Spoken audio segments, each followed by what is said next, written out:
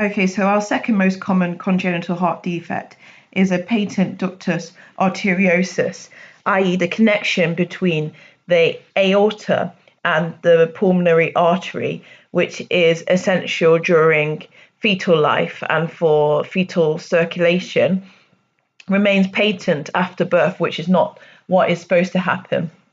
And what happens here is that there is a greater pressure in the aorta than in the pulmonary artery, so we get a left to right shunting of the blood. Therefore, you don't really see any cyanosis because the aorta contains oxygenated blood and the pulmonary artery contains deoxygenated blood. So we're not getting a mixing of the deoxygenated blood with the oxygenated blood, rather the oxygenated blood with the deoxygenated blood, if that makes sense.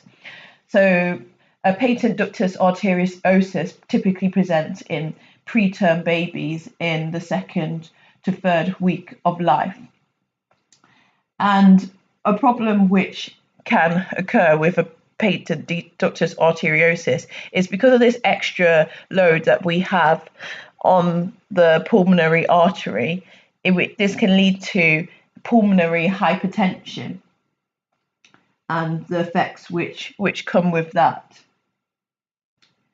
Later on in life, you might get reversing of the pulmonary, the patent ductus arteriosus. So you might get a right to left shunt because the pulmonary artery might become so hypertrophied that there's a greater pressure in the pulmonary artery than there is in the aorta. So you get blood moving the other direction, and that's when you might actually get cyanosis, which is not great.